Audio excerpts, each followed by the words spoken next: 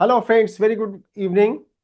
I welcome each one of you to this very exciting journey of the 7 rules of toppers. It's a CA edition. I have done it several times. Now this is being customized for the CA students. ये हम कई बार कर चुके हैं, बहुत बहुत सालों से मैं कर रहा हूँ और आज CA के बच्चों के लिए अलग से मैं इसको आपके लिए लेके आया हूँ। बहुत थोड़ा सा मेरे बारे में, करीब 35 साल पहले मैंने स्कैनर नाम की किताब बनाई, जो आप ऊपर देख रहे हैं। स्कैनर ये हमारा लोगो है, ब्रांड है। लाखों चार्टर्ड अकाउंटेंट्स, कंपनी सेक्रेटरीज और कॉस्ट एंड मैनेजमेंट अकाउंटेंट्स इसको पढ़कर अपना प्रोफेशनल जर्नी सक्सेसफुली कंप्लीट कर चुके हैं और क्वालिफाई कर चुके हैं। आज प्रैक्टिस कर रहे हैं और कई लाख आज भी बच्चे इसको रेफर कर रहे हैं। Today I thought that I must come back to you with this new medium, electronic medium, and what are we going to do is to talk about the 7 rules of toppers. This is a CA edition. I have wonderful stories for you. I have amazing insights for you. But before we start, let me clarify the 7 rules of toppers first. Let's have glimpses of 7 rules. एक overview हम लेते हैं। ये programme हमारा 1 घंटे का मैंने schedule किया है, 1.5 घंटे तक जा सकता है। We may go up to 8:30. Although I have blocked the Zoom till 9, I'll be here till your questions are completed. आपके हर सवाल का जवाब मैं दूंगा, तब तक रहूंगा जब तक आपके हर सवाल का जवाब आ नहीं जाता है। हर रोज हम आपसे मिलने जा रहे हैं 7 बजे अगले 7 दिनों तक, और 7 आदतों की बात या 7 नियमों की बात हम लगातार करेंगे। आइए देखते हैं कि ये 7 रूल्स क्या हैं। आपको जब भी कुछ पूछने का मन करे तो आप हाथ उठा सकते हैं। I may request you to ask और I may request you to hold the question to the end of the session. आमतौर से इसको ऐसा करते हैं दोस्तों कि जो क्वेश्चंस हैं आपके वो एंड ऑफ द सेशन के लिए ही रोक के चलते हैं, और या बीच बीच में जब कभी मुझे लगेगा तो then I will ask to ask the questions. आइए देखते हैं कि 7 रूल्स हैं क्या क्या। एक brief overview. Rule number 1, take charge, don't wait. You are a human being, you are capable, and you can take charge of whatever you are doing. So this rule number 1 is saying take charge. What does it mean? Be proactive in your preparation. Nobody is going to prepare on your behalf. You have to prepare yourself, and others may be in a position to support you out. So what does it mean? Don't wait for the vibe, create the vibe. What is this rule number 2? See the finish line first. What is this finish line? This finish line is the end which you want to have at the end. What do you want to see yourself doing? This is see the finish line first. Plan with examination success in mind. Manifest the rank, then chase it. अभी हम क्या कर रहे हैं? हम एक एक करके इन रूल्स को देख रहे हैं। Today I'll be talking about the rule number 1, and then tomorrow onwards we'll be talking about the rest of the rules. Rule number 3, prioritize like a pro. Focus on what matters most. Pareto principle is there in front of us, with us, which is 80-20 principle. What does it say? इसका क्या मतलब है? इसका मतलब ये है कि 80% results तो 20% एफर्ट्स से आते हैं। यानी आइए हम देखें कि हमारे एग्जामिनेशन में ऐसा कौन सा पार्ट है जहां हम 20% एफर्ट्स करके भी 80% स्कोर ला सकते हैं, या हम कैसे 80% रिजल्ट्स ले आएंगे। This is rule number 3, prioritise like a pro. Then friends we have rule number 4, win together. See peers as partners, not competitors. Those who are studying with you, they are your partners, fellow students, not competitors. What does it mean? That collaboration is always greater than competition. We'll be talking about this rule also. Then the rule number 5 is listen before you speak.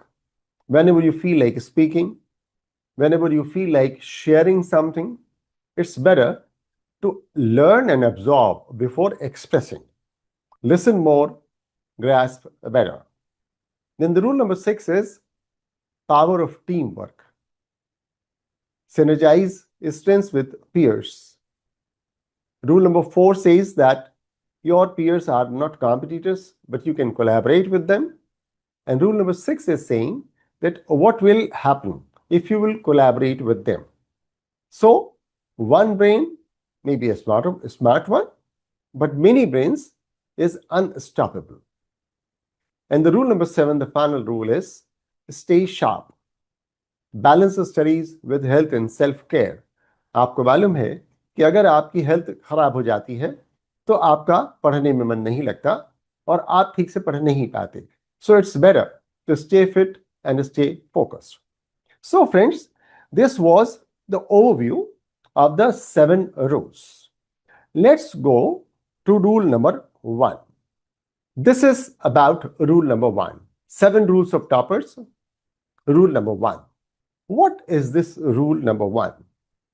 अभी तक हमने 7 rules को overview की तरह देखा. आइए अब धीरे धीरे हम रूल नंबर 1 को समझते हैं. ये रूल नंबर 1 है क्या? 7 rules in front of us. Take charge, don't wait. See the finish line first. Prioritize like pro. Win together. Listen before you speak. Understand the power of teamwork and stay sharp. Rule number 1 is take charge, don't wait. Transform your CA examination preparation from reactive to proactive. Don't wait for the vibe, create the vibe. How can you create the vibe and what does it mean? इसका मतलब क्या है? कैसे आप charge ले लें? अभी तक तो आपको लगता है कि पता नहीं कौन कौन चार्ज में है. इंस्टीट्यूट पता नहीं क्या करता है, टीचर पता नहीं क्या बताता है, दोस्त लोग पता नहीं कैसे पढ़ रहे हैं. तो अब आप कैसे चार्ज में आ जाएं? This is rule number 1. The reason, whenever you couldn't qualify, whenever you are not successful, what is the normal reason which you give? Who or what do students usually give as a reason for exam results? So I request you to go to chat and write the normal reason which normally students give or you give. Please go to chat and write the reasons. That's great. I got one reason. Paper was tough or my preparation was not enough. You may type more reasons. What normally students say?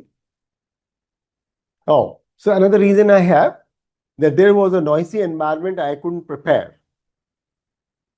That's great. Paper was out of trend. Wonderful. The institute had started asking from the chapters which were never asked. Wonderful. Wonderful.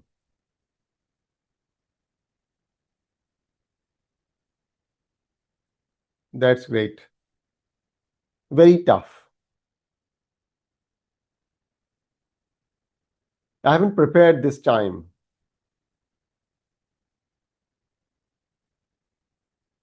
Out of syllabus. Pattern was changed.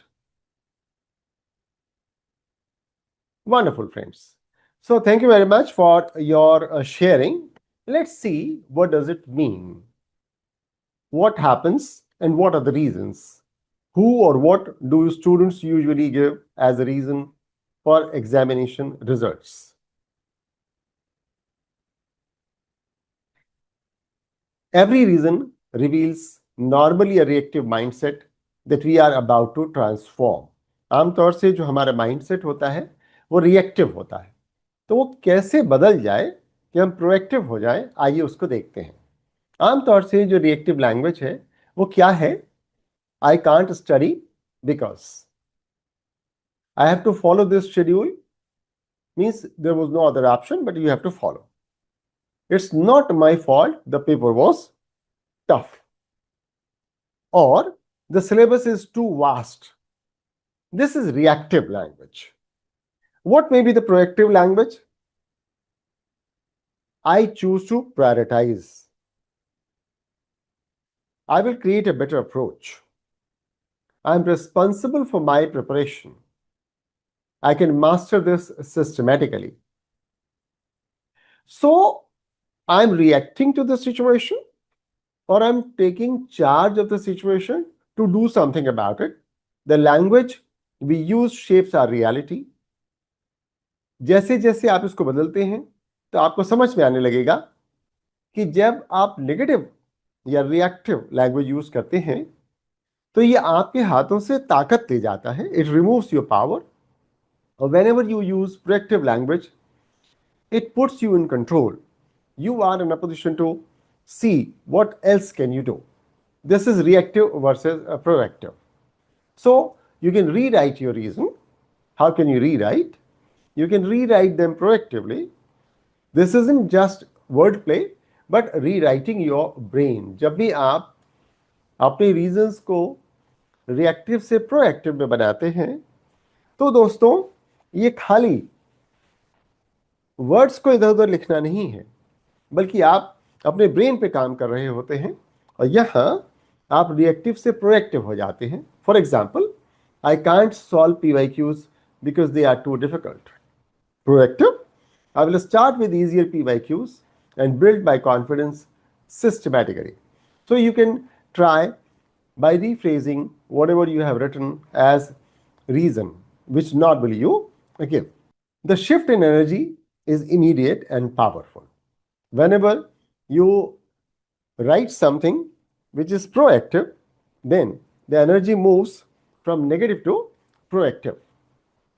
So this is reactive to proactive. The second thing is circle of concern versus circle of influence. Imagine two circles, one outside the other. The outer circle represents your circle of concern, things that worry you about, but you can't directly control. The inner circle is your circle of influence, things you can actually impact. It's like this. अब आप देख रहे हैं एक dark blue है. This is circle of influence, like study schedule, past year questions, MTPs, RTPs, practice, mindset. और जो larger circle है, which is slightly less blue, this is circle of concern, ICAI policies, paper difficulty, others performance. It's like institute has failed so many persons. There is some restriction which is being followed by the institute कि इस बार 500 ही निकालेंगे, इस बार 700 ही निकालेंगे, या result को हम 15% से ऊपर नहीं जाने देंगे. इस तरह की बहुत सारी बातें स्टूडेंट्स या हम लोग आमतौर से करते रहते हैं. जब भी हम इस तरह की बात कोई करते हैं जो हमारे सर्कल में नहीं है, ऐसे सर्कल में जिसके बारे में हम कुछ कर पाए, तो वो दोस्तों हो जाती है सर्कल ऑफ कंसर्न. और जो बात जिसके बारे में हम कुछ कर पाए वो हो जाती है circle of influence. So energy grows where you invest it. जब भी आप सर्कल ऑफ कंसर्न में जाकर काम करने लगते हैं तो एनर्जी रिड्यूस हो जाती है. कहाँ की? सर्कल ऑफ इन्फ्लुएंस की. यानी सर्कल ऑफ कंसर्न बढ़ने लगता है. और जब आप सर्कल ऑफ इन्फ्लुएंस में काम करने लगते हैं तो एनर्जी आपकी डाइवर्ट हो जाती है सर्कल ऑफ इन्फ्लुएंस में, और वो आपका धीरे धीरे बढ़ने लगता है. और आप को कैसे एनर्जी सर्कल ऑफ कंसर्न से सर्कल ऑफ इन्फ्लुएंस में डाइवर्ट करनी है, इसको हमें देखने की कोई जरूरत है. Take charge, don't wait. Reactive to proactive was the first thing, and circle of concern to circle of influence is the other thing. Now the question is that how can we move from circle of concern to circle of influence? So I'm going to share a very powerful scientific research with you, the brain's 3 levels, how we learn and feel, जिससे आप अपने mind का architecture पता लगा पाएंगे और समझ पाएंगे कि आपको कैसे करना चाहिए, जहां से आप सर्कल ऑफ कंसर्न से सर्कल ऑफ इन्फ्लुएंस में आएंगे. What are the 3 brains? The one The first one is reptilian brain, primal instincts, survival. The second one is limbic system, emotions and experiences. The third one is neocortex, advanced thoughts, reasoning and planning. These three brains influence how we react, feel and learn. Examples: in the case of reptilian brain, our survival instincts, a sudden fire alarm triggers an instant jump and search for exits, bypassing conscious thought. कहीं भी आग का घंटी बजी, आग का alarm आना, fire alarm आया, तो आपके मन में क्या आता है? भागो, जान बचाओ। आप और कुछ समझ ही नहीं पाते। So this is automatic, reflexive, survival response. No time to think, just act to stay safe. Governs autonomic functions vital for survival, such as breathing, heart rate, reflexes, aligns with the necessities for immediate instinctual reactions in the life-threatening situation. जब भी आपको लगता है कि अरे तो जीने मरने का सवाल है, तो आपका रेप्टिलियन ब्रेन जो लोअर लेवल पे है वो एक्टिव हो जाता है। जब वो एक्टिव हो जाता है तो फिर वो आपको आगे बढ़ने नहीं देता। जो आपके पास ब्लड सप्लाई है, जो आपके ब्रेन की ब्लड सप्लाई है, वो उतनी ही है। अगर रेप्टिलियन ले रहा है तो ऊपर नहीं जा पाएगा। ऊपर क्या है? इसके ऊपर है the limbic system, the emotional centre. Example: you receive a poor grade on a test and instantly feel ashamed, embarrassed or angry before thinking about what went wrong. ये नेचुरल है, इमोशनल है। कौन सा लेवल ऑफ ब्रेन काम कर रहा है? Limbic system. Emotion based reactions, fear of failure, shame or defensiveness, triggers internal thoughts like I am not good enough or I'll never succeed, may lead to avoiding the subject or the teacher. Encompasses emotions, social interactions and memory formation, nuanced responses to navigate social situations influenced by emotions, social cues and past memories. Then the third one is the neocortex, the thinking brain. Example: you calmly review your test, notice your mistakes, and make a plan to improve your preparation for the next examination. It is rational and reflective, can delay emotional reactions, engages in problem solving, learning from feedback, and goal setting. So, where would you like to work? Obviously, you would like to work on the neocortex, where you are in a position to understand that you are in control, you will be able to do something about it. This is neocortex.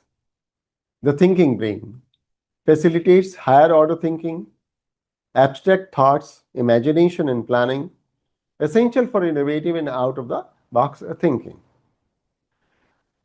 Now, how this brain will help us in the learning process? Brain integration in learning.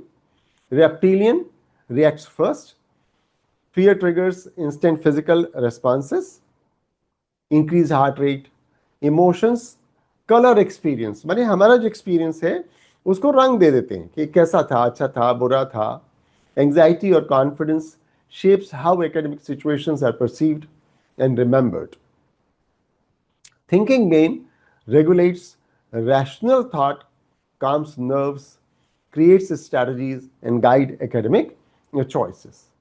So, हम क्या करें? Now, हमारे पास सवाल ये है कि हम क्या करें? हमें देखना होगा कि कौन से ब्रेन का ट्रिगर आया है और कौन से ब्रेन को हम एक्टिवेट होने दें। अगर हम रेप्टिलियन को होने दे रहे हैं तो क्या होगा, लिम्बिक को होने दे रहे हैं तो क्या होगा, और नियोकॉर्टेक्स को होने दे रहे हैं तो क्या होगा। 3 लेवल से, level 1 reptilian, level 2 limbic, level 3 neocortex. किसको हम एक्टिवेट होने दे रहे हैं? ब्लड सप्लाई यहां से जा रही है, वो उतनी ही है। अगर ब्लड सप्लाई रेप्टिलियन ने ले ली तो वो नियोकॉर्टेक्स तक नहीं जाएगी। अगर लिम्बिक ने ले ली तो नियोकॉर्टेक्स तक नहीं जाएगी। हम किसको एक्टिवेट होने दें? This is in my control. How? Recognise triggers, identify alarm brain activation to respond not react. Fire alarm बजा, रुक जाइए, भागने की जरूरत पड़ेगी, लेकिन पहले देख तो ले एग्जिट कहाँ है। फॉल्स अलार्म तो नहीं है, कौन आपके आगे है, कहीं आपके भागने से वो उसको तो चोट नहीं लग जा रही है। Activate focus, use breathing, mindfulness to engage thinking, brain for concentration. And now create support, build environment for optimal learning conditions.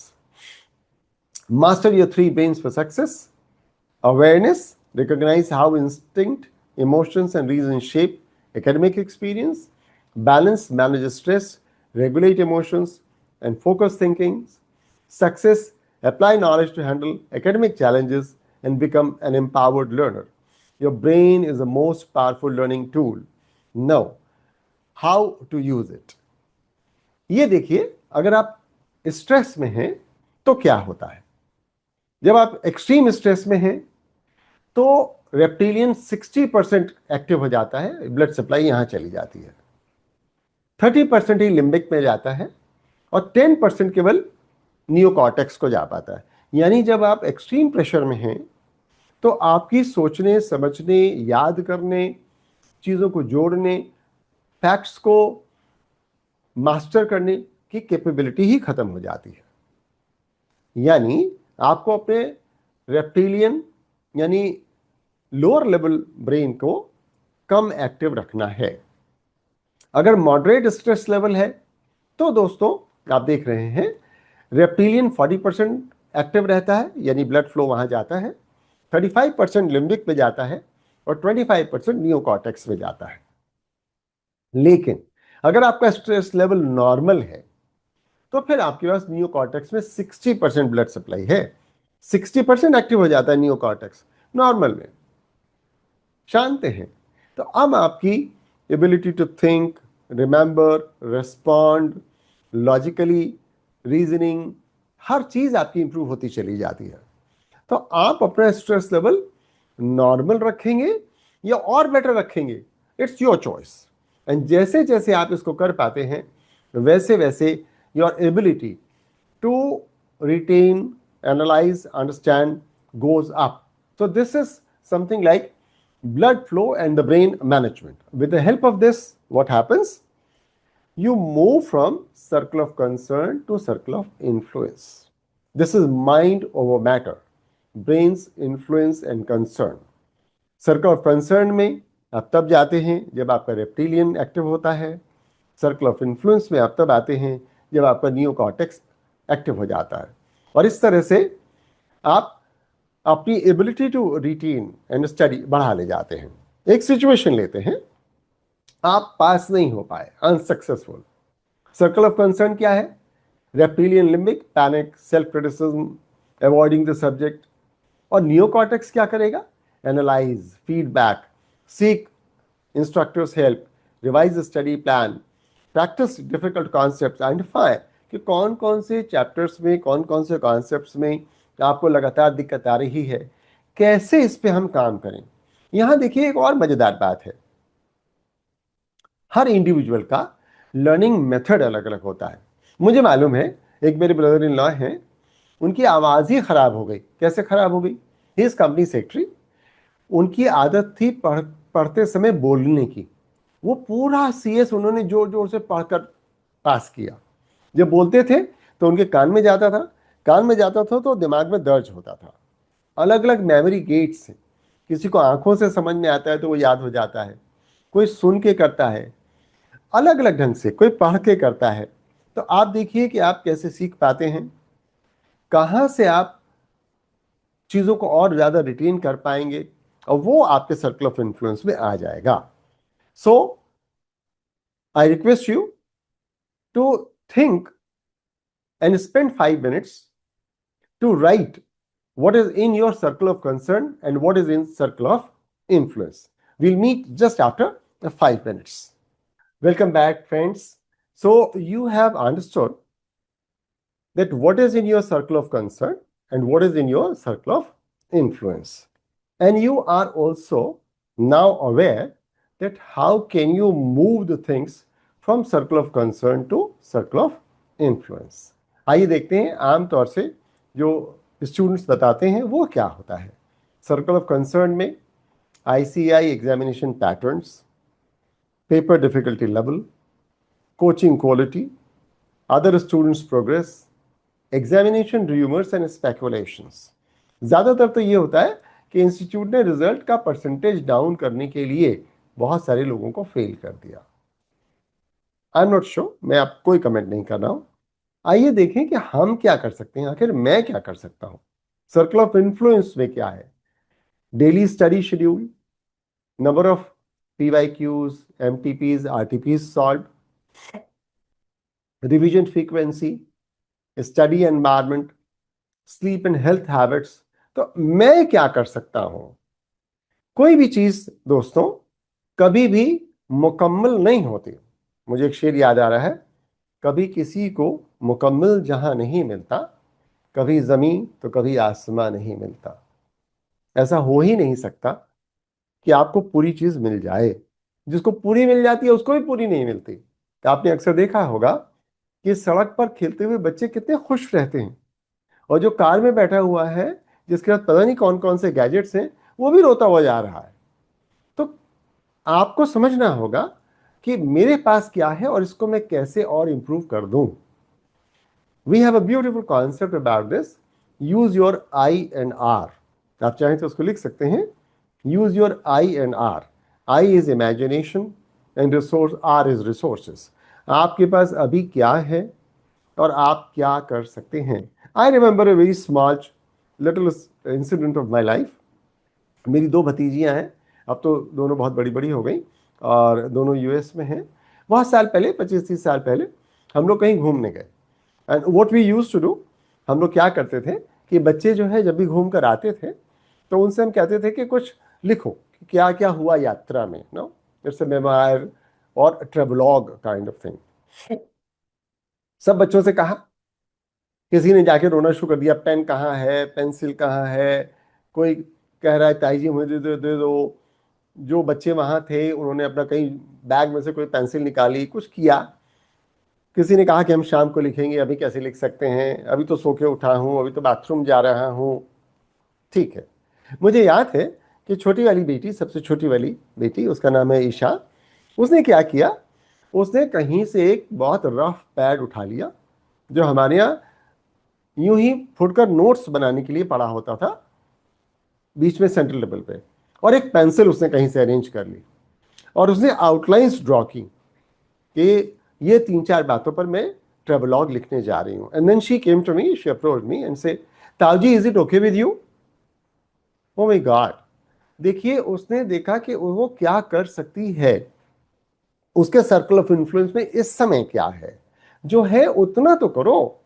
और आओ इंस्ट्रक्टर से कंसर्न ले लो, कंसेंट ले लो और समझ लो कि ये राइट डायरेक्शन है या नहीं है. आपके पास बताने वालों की कोई कमी नहीं है. By the end of this presentation I am going to give my WhatsApp number to you. हर स्कैनर पे, पहले पेज पे, हर स्कैनर के पहले पेज पर मेरी ईमेल आईडी और मेरा मोबाइल व्हाट्सएप नंबर लिखा रहता है. तमाम बच्चे मुझे व्हाट्सएप और ईमेल करते रहते हैं और मैं 4-6 घंटे के अंदर रिस्पॉन्ड कर ही देता हूं. किसी भी स्टूडेंट को आज तक ऐसा हुआ नहीं कि जो उससे सपोर्ट चाहिए हो वो मिली ना हो. So what is essential that you go back to your circle of influence. आप देखें कि क्या कर सकते हैं और कैसे उसको आप अभी निपटा ले जाएंगे. This is the difference between circle of concern and circle of influence. तो दोस्तों, rule number 1, take charge don't wait में हम लोगों ने 3 बातें अभी तक देख ली हैं. Reactive versus proactive, circle of concern and circle of influence, and 3 levels of brain. यहां तक अगर आपको लगता है कि you have certain questions, then you can raise your hand and I will be able to respond to you. मैं आपसे को तुरंत परमिट करूंगा और आप मुझसे बात कर सकते हैं। आप चाहें तो अभी भी पूछ सकते हैं और नहीं तो बात के लिए भी रख सकते हैं। सविका बंसल जी ने पूछा है, एक ही सब्जेक्ट में सारा दिन निकल जाता है तो हम टाइम कैसे मैनेज करें? Thank you very much Savika for asking this, and this is something we are going to discuss in rule number 3। Rule number 3 बताएगा how to plan and how to stick to the plan. उसकी बात हम करते हैं। अभी तक हमने 3 levels of brain तक की बात कर ली है, reactive to proactive, circle of concern to circle of influence, and 3 levels of brain. आइए आगे बढ़ते हैं। 4 human endowments. It's a beautiful concept. Within this, take charge. What does it mean? That everybody, each one of us, is having. Okay, in the meantime, Anjali Yadav has raised the hand. So, Anjali, allow me to give permission to you. Where are you? Let me find this. She is here, and मैंने आपको, हाँ, yes Anjali, now you can speak please. Sir, out of the 3 levels of brain you हाँ, mentioned, which one influences decision making the most in professional life? oh wow, thank you very much. Neocortex, बहुत अच्छा आपने पूछा। मैं इसको और बताता हूं आपको। इसमें देखिए होता क्या है कि 3 लेवल्स हैं, एक है रेप्टिलियन, दूसरा है लिम्बिक और तीसरा है नियोकॉर्टेक्स। यानी एक सबसे नीचे वाला, एक उसके बीच वाला और एक सबसे ऊपर वाला। जो नीचे वाला है वो सर्वाइवल वाला है, सांस नहीं आ रही, प्यास लगी हुई है, कैसे शाम को भोजन मिलेगा, वगैरह वगैरह। बीच वाला इमोशनल बात करता है। मैं एक सेकंड आपको उस स्लाइड पे ले भी चलता हूं। यहां हम आ गए, यहां आ गए। लिम्बिक ये है, देखिए reptilian, sudden fire alarm, governs autonomic functions vital for survival such as breathing. Limbic encompasses emotions, social interactions, and memory functions. Neocortex is rational, reflective, engage in problem solving, decision making, learning from feedback, and goal setting. तो जो आपका neocortex है, जो सबसे ऊपर वाला है, वो आपको मदद कर पाता है इस चीज में कि कैसे आप क्या समझ पाती हैं, और उसकी मदद से फिर आप आगे कोई डिसीजन ले पाती हैं। यानी करना हमें और आपको क्या है? हमें और आपको ये करना है कि कैसे हम ये जो अपर लेवल वाला है नियोकॉर्टेक्स, इसको ज्यादा एक्टिव रखें। लिम्बिक और उसके बाद रेप्टिलियन, लिम्बिक रेप्टिलियन कम एक्टिवेट हो। जैसे जैसे स्ट्रेस बढ़ेगा वैसे वैसे रेप्टिलियन और लिम्बिक काम करने लगेगा, नियोकॉर्टेक्स तक बात नहीं जाएगी। Reptilian, limbic, neocortex.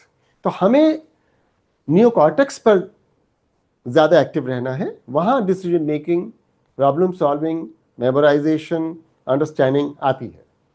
ये आपको जवाब दे पा रहा है अंजलि जी? Yes, sir. आप अपना कैमरा भी ऑन कर सकती हैं।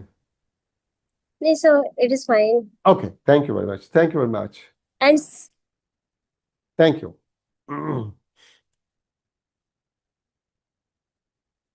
सो वी हैव मूव्ड फ्रॉम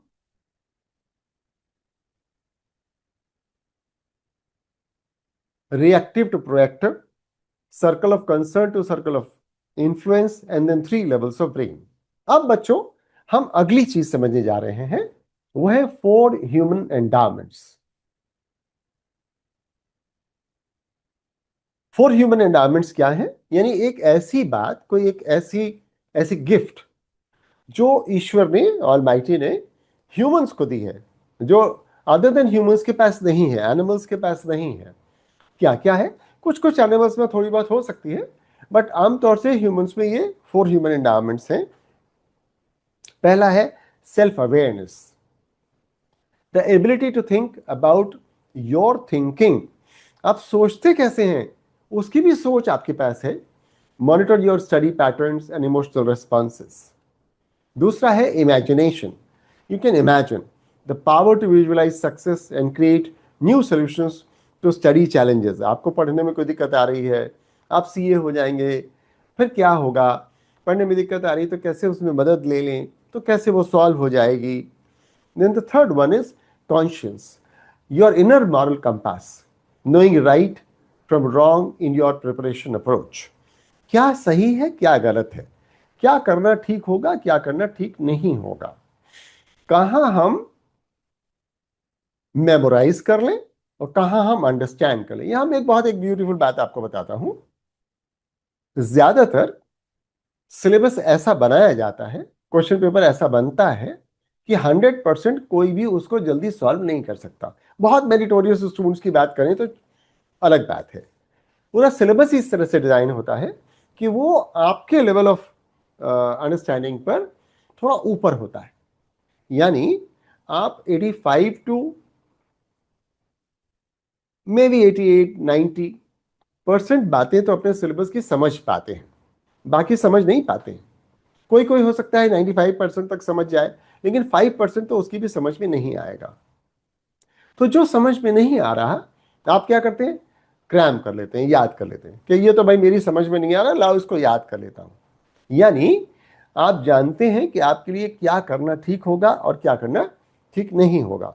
आप जानते हैं कि सब कुछ याद कर लें, रट लें, समझ में कुछ ना आए, तब तो फिर एक लेवल पे जाकर आप रुक जाएंगे. सीए फाउंडेशन तो आप पास कर सकते हैं रट कर, इंटरमीडिएट भी थोड़ा बहुत निकल जाएगा, फाइनल नहीं निकलेगा. फाइनल में तो फंस ही जाएंगे. So 4 human endowments are there: self awareness, imagination and conscience. And then the fourth one is independent will. यानी मुझे और आपको ईश्वर ने ताकत दी है कि हम समझ पाए कि हमें क्या करना चाहिए. The ability to act based on my values, not your moods और सर्कमस्टेंसेस. ये है 4 ह्यूमन एंडाउमेंट्स. अब आइए एक कोई सिनेरियो देखते हैं. एक सिनेरियो है, 11 बजा है रात का. Dilemma: you are exhausted but you have 2 PYQs pending. आपके शेड्यूल में था कि दो कितने कितने PYQs करेंगे, कितने MTP करेंगे, वगैरह वगैरह. 2 सवाल अभी भी पेंडिंग हैं, लेकिन आपके दोस्त जिनका एग्जामिनेशन इस बार नहीं है या जो सीए नहीं कर रहे हैं are watching Netflix. What is the proactive choice using your human endowments? Self awareness, यानी आपको पता है कि अगर आप आज PYQ नहीं करेंगे, प्रैक्टिस नहीं करेंगे तो क्या होगा. इमेजिनेशन, आप जान पा रहे हैं कि इसकी वजह से कल और परसों आपके ऊपर बर्डन बढ़ जाएगा और इस तरह से ये प्रोक्रेस्टिनेशन बढ़ता चला जाएगा. Conscious, what's right what's wrong, आपको नेटफ्लिक्स देखना चाहिए या 2 क्वेश्चन सॉल्व कर देने चाहिए. इंडिपेंडेंट विल, आपकी चॉइस है, आपकी चॉइस है. You choose. You would like to watch Netflix with your friends, or you would like to solve the questions and practice. This is 4 human endowments and their role. How can you use 4 human endowments? मैं तो आपसे कहूंगा कि जब भी आपको कोई dilemma हो, दुविधा हो, आप तुरंत रुक जाइए. Give a pause. यहां मान लीजिए कि एक पॉज बटन है, यहां बटन है, पॉज समझते हैं ना, जैसे मोबाइल में होता है, पॉज कर दिया, 2 पैरेलल लाइंस, पॉज. तो ऐसे ही मान लीजिए कि यहां 2 पैरेलल लाइंस है, उसको छू दिया, पॉज. पॉज में आपने 4 बातें की, देखा क्या हो रहा है, मैं कैसे रिएक्ट करने वाला हूं. देखिए फिर से रिएक्टिव एंड प्रोएक्टिव बात आ गई. फिर आइए देखें कि जो मैं करने जा रहा हूं वो सर्कल ऑफ कंसर्न में जाएगा कि सर्कल ऑफ इन्फ्लुएंस में जाएगा. इमेजिन कीजिए कि जो भी आप करने जा रहे हैं उसका रिजल्ट क्या आएगा. आप कॉन्शियस, सही क्या है गलत क्या है, आपको करना क्या चाहिए, और इंडिपेंडेंट विल, आपके साथ कोई जबरदस्ती तो कर नहीं सकता. So in this manner you use 4 human endowments. आइए एक और सिनेरियो लेते हैं, scenario 2, distraction test. 3 days before your examination, family is going for trip and pressurizing you to join. Friends से ज्यादा बड़ी चीज हो गई. How do you respond proactively? Again self awareness, क्या होगा क्या नहीं होगा, यू अंडरस्टैंड. इमेजिनेशन, जाने से आगे क्या असर पड़ेगा, मन क्या कर रहा है. कॉन्शियस, सही क्या है, गलत क्या है, इंडिपेंडेंट विल। आप चाहें तो जाएं, चाहें तो ना जाएं। मुझे याद है, मेरे दो बेटे हैं, इनकी स्टोरी मैं कल आपसे शेयर करूंगा जब हम रूल नंबर 2 की बात करेंगे। दोनों चार्टर्ड अकाउंटेंट्स हैं। एक ने 2.5 साल में पास किया, एक ने 9.5 साल में पास किया। कैसे हुआ, क्या हुआ, इस स्टोरी को हम कल आपसे शेयर करेंगे। लेकिन मैं आपसे याद बताऊं कि हम पूरी फैमिली स्विट्जरलैंड जा रहे थे घूमने, और एक बेटे ने उन दोनों में से चूज किया कि वो नहीं जाएगा, जबकि उसका वीजा बन चुका था, उसके टिकट्स लिए जा चुके थे, उसकी सारी बुकिंग्स हो चुकी थी। लेकिन उसका रिजल्ट क्योंकि फेवरेबल नहीं आया, तो he decided not to go. What is this? Four human endowments is playing their role. क्या हो रहा है? फोर ह्यूमन एंडावमेंट्स अपना काम कर रहे हैं। सेल्फ अवेयरनेस, उसे समझ में आ रहा है कि मन बहुत कर रहा है, लेकिन इमेजिनेशन जाने से क्या होगा। कॉन्शियस, सही क्या है, गलत क्या है। Independent will, dad I am not feeling like going, मत जाओ बेटा। This is four human endowments. So बच्चों, हमने रिएक्टिव टू प्रोएक्टिव पढ़ा, हमने circle of concern to circle of influence पढ़ा, 3 लेवल्स ऑफ ब्रेन समझे, एंड 4 ह्यूमन एंडावमेंट्स पढ़ा। अब आइए, आखिरी बात इस प्रेजेंटेशन की है, जो इस रूल की है, वो है becoming a transition figure. Every family, every batch, every coaching center has pattern. वो पैटर्न में कुछ हेल्पफुल होगा और कुछ डिस्ट्रक्टिव होगा। A transition figure is someone who breaks negative patterns and sets new standards. जो नेगेटिव है, आइए उसको छोड़ दें, फॉर ह्यूमन एंडाउमेंट्स इस्तेमाल करें। हम बदल जाएंगे, हम बदल सकते हैं। तो कैसे बदल जाएंगे? You know several stories where a CA ranker broke the pattern of dependency on coaching, developed disciplined practice, and inspired others to follow. आप लोगों के बीच में ये सब तरह तरह की स्टोरीज चलती रहती हैं कि अरे उसने कैसे क्वालिफाई किया, अरे कौन कैसा था। आई हैव वन ऑफ निष्ठा बोथरा, जिनकी अभी AIR 2 आई फाइनल में, और कैसे उन्होंने इसको किया, ये हमारे स्कैनर द चैनल पे पूरा एक ब्लॉग है, इंटरव्यू लिया CA चारू अग्रवाल ने, उसको भी आप देख सकते हैं, समझ सकते हैं कि कैसे CA निष्ठा इस विशेष सर्कल से बाहर आई और कैसे ट्रांजिशन फिगर बनी। 10 students becomes a transition figure. How to break your pattern. क्या क्या पैटर्न्स हो सकते हैं? Procrastinating until the last minute, making excuses when concepts get difficult, skipping revisions because it feels boring, blaming external factors for poor performance। ये आपके patterns हो सकते हैं। तो क्या करें? Recognition is the first step to transformation. सबसे पहले आइए समझें कि हो क्या रहा है। Each admission represents courage and the beginning of change. जैसे ही अब मानते हैं कि ओहो हो ये हो रहा है, तो इसका मतलब कि आपने खुद को खोल लिया। काहे के लिए? परिवर्तन के लिए, चेंज के लिए। सो what is the mindset of a transition figure? Being a transition figure means you don't accept that's how it has always been done. Rather, you create new pattern of excellence. Recognize patterns, identify negative cycles in your study approach or environment. Take responsibility, own your roles in perpetuating or changing these patterns. Create new standards, establish better practices that others can follow, inspire others. Your transformation becomes a model for fellow students. So, दोस्तों, इस तरह से हम हो जाते हैं transition figure. You take charge, you don't wait. It means you can set a new standard for yourself and others. You don't inherit patterns, you choose them. You have the power to be first in your family, in your batch, or circle to achieve CA success through proactive principles. So, अभी हमने क्या किया? Rule 1, take charge, don't wait. Take charge में हमने 5 बातों को समझा। Reactive to proactive, circle of concern to circle of influence. इसमें मदद कौन कर रहा है? 3 levels of brain, 4 human endowments, and then with the help of the 4 you will become a transition figure.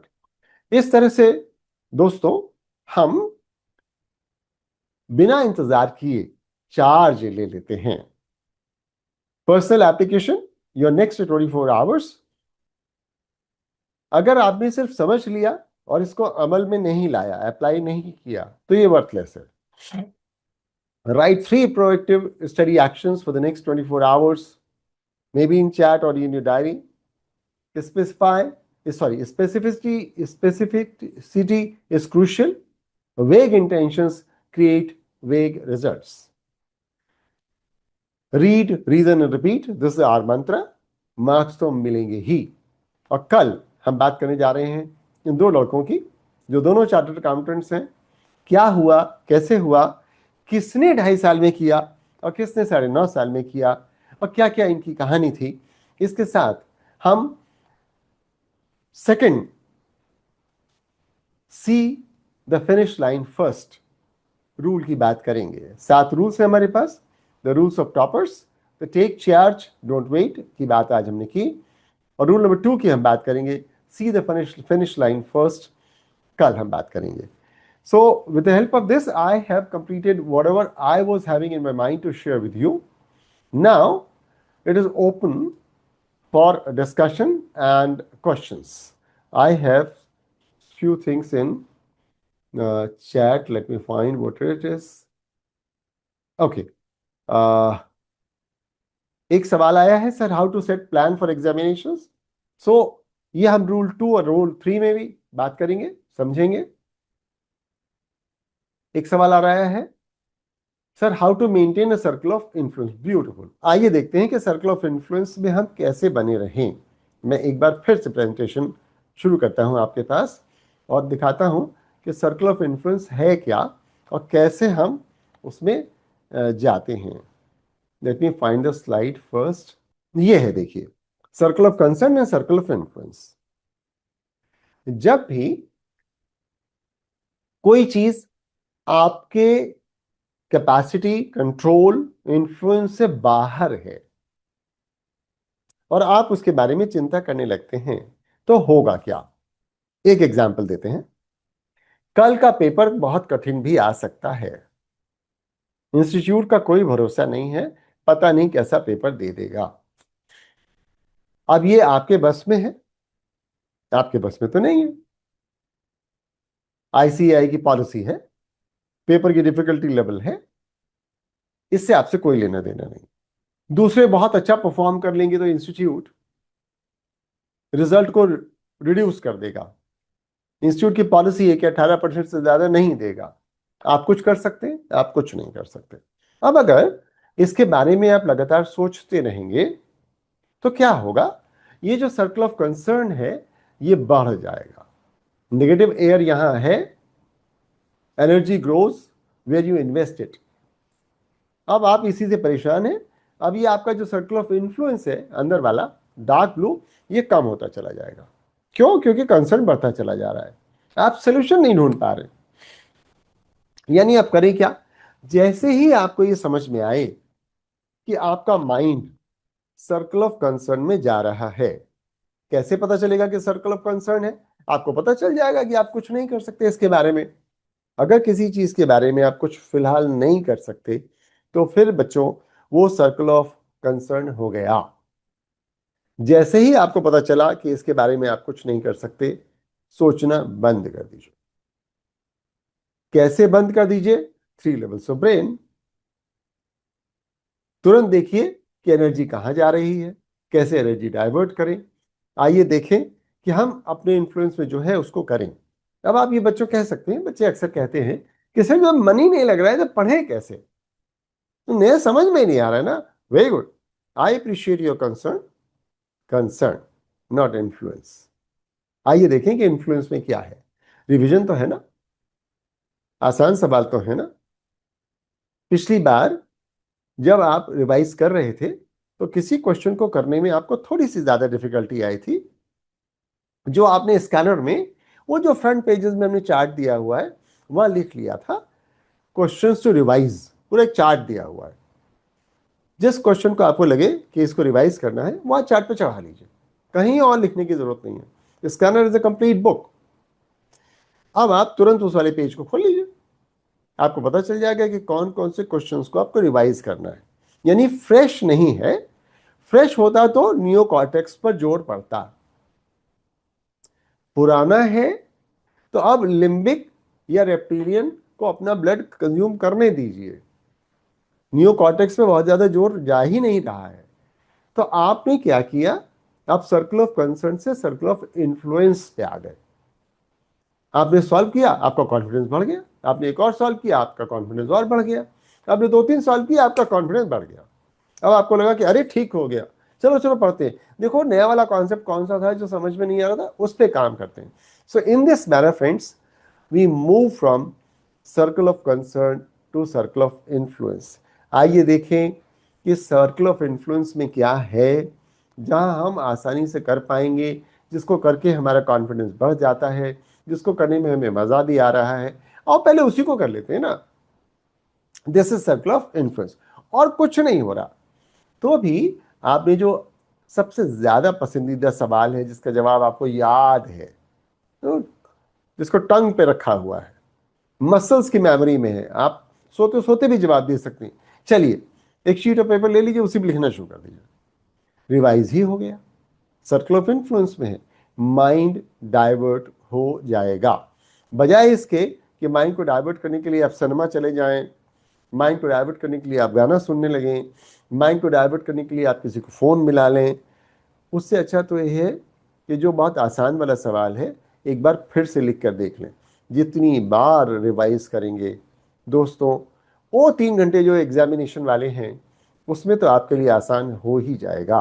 Reproduce करना है, चैलेंज हमारा आपका ये है कि रिप्रोड्यूस करना है। और दोस्तों मैं आपको बताऊं, विजडम लाइज इन रिपीटिशन। जो जिसको हम कहते हैं ना विजडम है, तो विजडम आती कहां से है? विजडम तो रिवाइज करने से आती है। आपने देखा छोटे बच्चे ए कितनी बार लिखते रहते हैं, महीनों उनसे ए लिखवाया जाता है, ए लिखते रहते हैं। जिन्होंने सुंदर सुंदर ए उस जमाने में लिखना सीख लिया, उनकी सुंदर हैंडराइटिंग हो गई। जो वो ए बेमन से लिखते रहे, लोगों ने भी ध्यान नहीं दिया, उनकी हैंडराइटिंग खराब ही हो गई। यानी बार बार करने से, बार बार करने से आपकी मसल्स में ये आ जाता है। तो let the concepts go from neocortex to your muscle, muscle में ट्रांसफर कर देते हैं। ये तो सर्कल ऑफ इन्फ्लुएंस में है ना। आपका नाम अगर हम पूछते हैं या कहते हैं कि अपना नाम लिखो, तो क्या आपको याद करना पड़ता है कि आपके नाम की स्पेलिंग क्या है? मुझे तो कभी याद नहीं करना पड़ता कि मेरा नाम अरुण है, तो ARUN I am suppose to write. यानी हुआ क्या कि ये नियो कॉर्टेक्स से मसल्स में आ गया। अंगूठे को, उंगली को पता है, पेन को पता है कि स्पेलिंग क्या है। कैसे हम चीजों को माइंड से, ब्रेन से मसल्स में ट्रांसफर कर दे रहे हैं, ये करते करते हो जाता है। जो आसान है उसको बार बार कर लीजिए, सर्कल ऑफ इन्फ्लुएंस में जाइए और यहां से आपका काम शुरू हो जाएगा। आई होप ये आपको कुछ जवाब दे पा रहा है। Does it answer your question Patel साहब? ओह दैट्स ग्रेट, आपने तो थैंक यू सर पहले ही लिख दिया। Wonderful sir. ग्रुप 2 अभी से फ्रेश स्टार्ट करें तो बोथ ग्रुप क्लियर होगा?